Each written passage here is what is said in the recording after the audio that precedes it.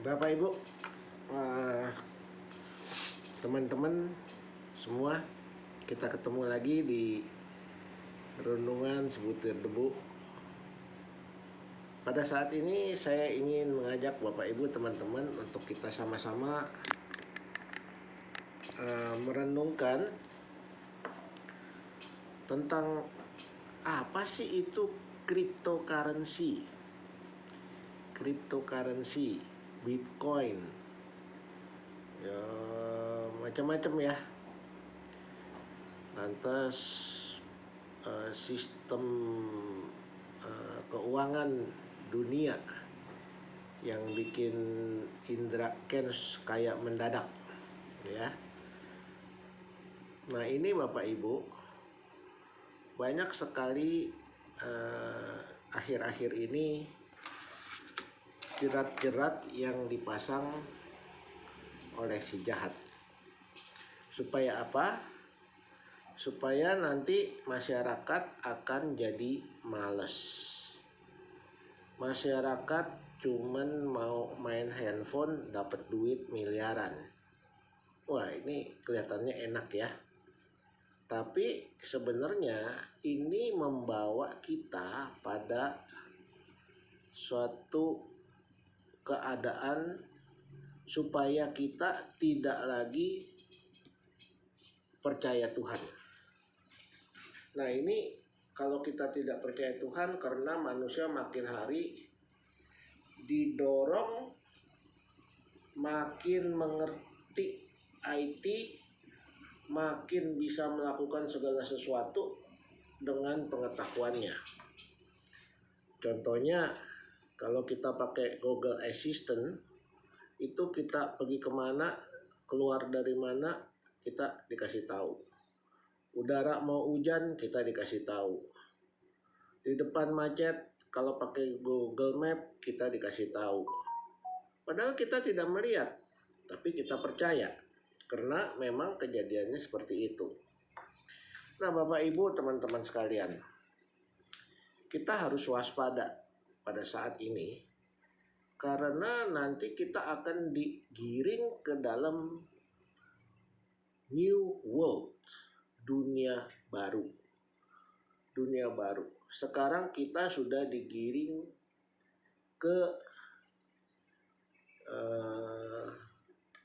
kehidupan baru, new life, kebiasaan baru. Kita tadinya tidak pakai masker, sekarang kemana-mana kita pakai masker. Kita tadinya tidak langsung mandi setelah pulang dari pergi-pergi, sekarang kita langsung mandi. Kita tidak pakai alkohol semprot-semprot, sekarang pakai alkohol.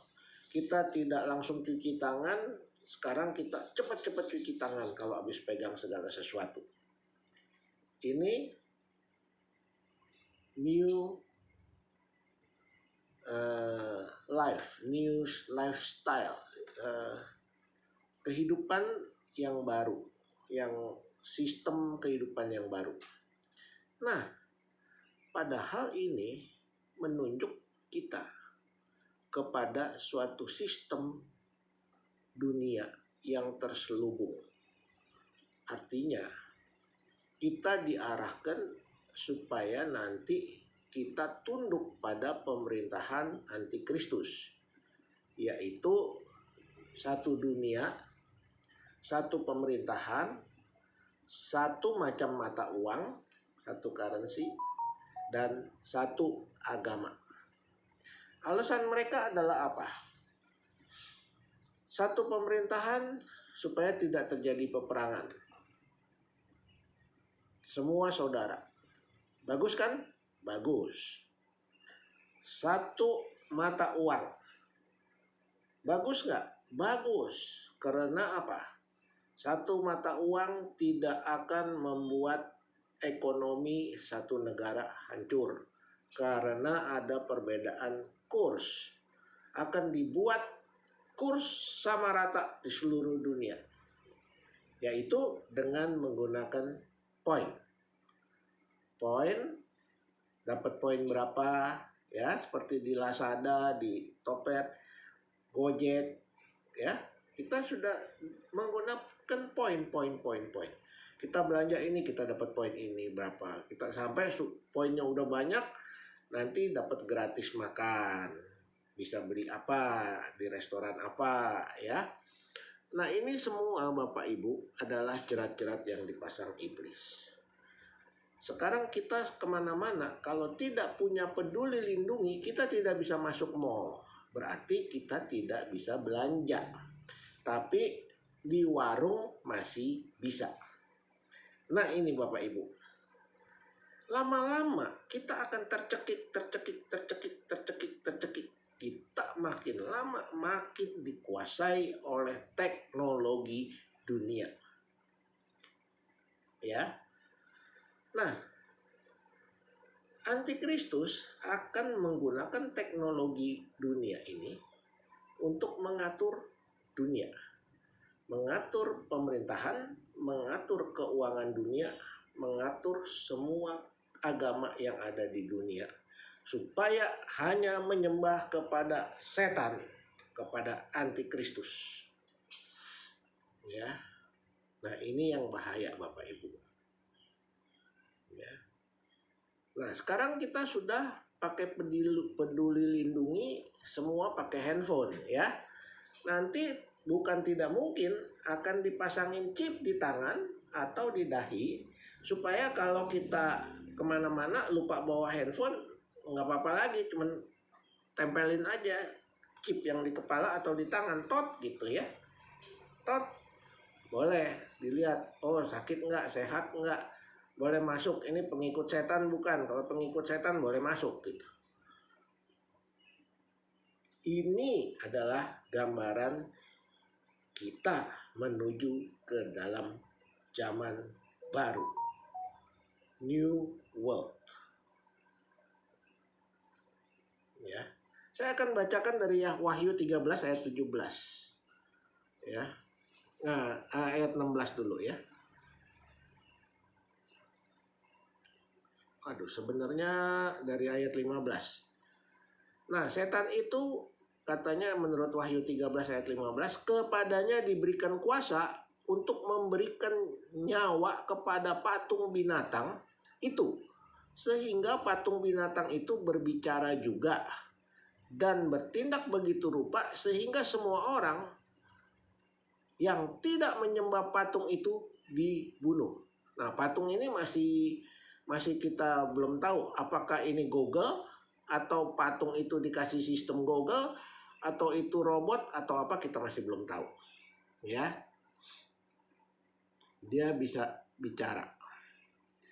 Ayat 16, dan ia menyebabkan sehingga kepada semua orang, kecil atau besar, kaya atau miskin, merdeka atau hamba, diberi tanda pada tangan kanannya atau pada dahinya. Itu Wahyu 13 ayat 16.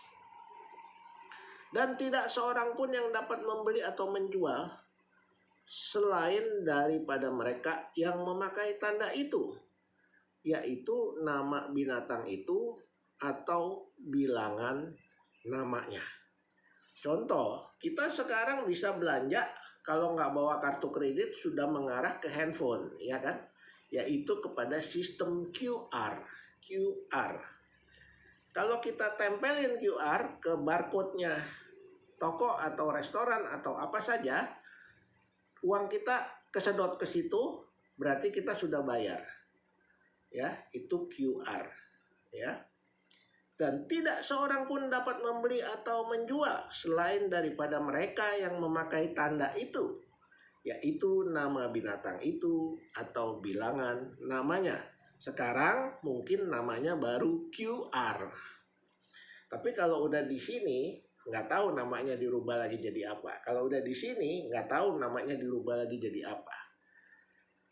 Yang penting di sini ayat 18. Wahyu 13 ayat 18. Yang penting di sini ialah hikmat. Barang siapa bijaksana baiklah yang menghitung bilangan binatang itu, karena bilangan itu adalah bilangan seorang manusia, dan bilangannya ialah 666. 666. Nah, jadi bahaya Bapak Ibu, ingat, tanda bilangan itu adalah 666. Itu adalah tanda antikris. Dan semua chip, semua QR, semua komputer, semua kartu kredit, semua dibuka dengan kode yang terselubung, yaitu 666. Nah, sampai di sini dulu Bapak Ibu. Nanti kita bahas lagi soal akhir zaman yang lebih banyak yang kita harus waspada dan berjaga-jaga. Sampai di sini dulu. Jangan lupa klik subscribe dan share kemana-mana, supaya makin hari makin banyak yang mengerti dan mengenal firman Tuhan dan melakukannya. Sampai ketemu lagi di lain kesempatan.